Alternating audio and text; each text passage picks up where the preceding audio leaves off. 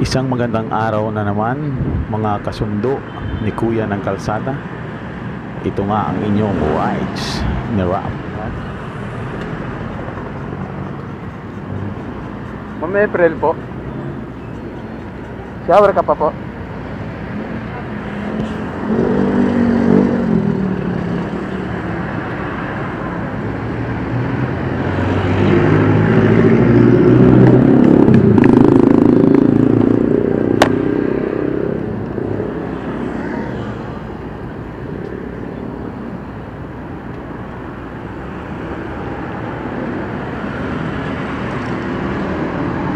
Pagkatapos nga natin mag-disinfect ang helmet ay binigay na natin kay ma'am at sinuot na niya bago siya sumakay.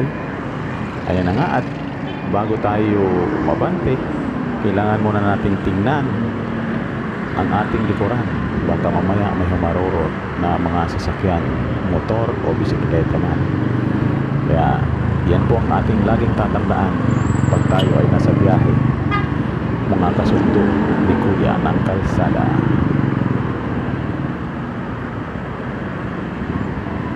At nandito nga tayo sa Quirino Highway. At ayan, walang traffic dahil hindi pa naman rush hour. Ayan na nga, at nandito na tayo sa SM Novaliches. At napakaluwag ng kalsada. Kaya nga sabi ni Kamang yan ay idi for the go.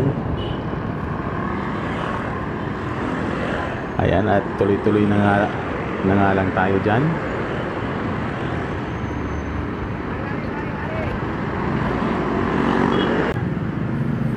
At ayan na nga, nasa stoplight na tayo ng Sabarte Road. Papasok na po tayo ng Sabarte Road.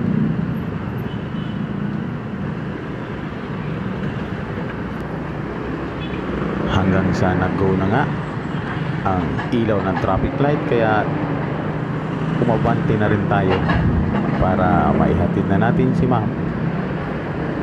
Ayan nga, ito nga sa part na to ay eskwelahan yan, at kung may pasok, grabe ang traffic dyan, bumper to bumper din.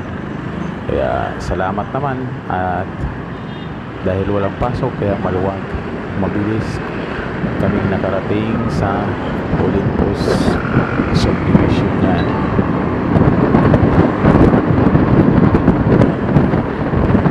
Ayan, at paliko na nga tayo papasok ng gate ng Olympus subdivision. Dito tayo dadaan sa guard para magpa-inspection at magbigay ng ID para sa verification. Ayan, at maganda ang service firearms ni Kuya Guard. M16 Armalite. Siguro medyo critical ang area na ito, kaya high powered ang gamit ni Kuya Guard. Usually kasi sa mga gwardiya ay shotgun 38 or 9mm lamang. Kaya ayos. At hanggang sa nakarating na nga tayo dito sa bahay ni ma'am. At ayan, bumaba na si ma'am at binigay na sa atin ang helmet.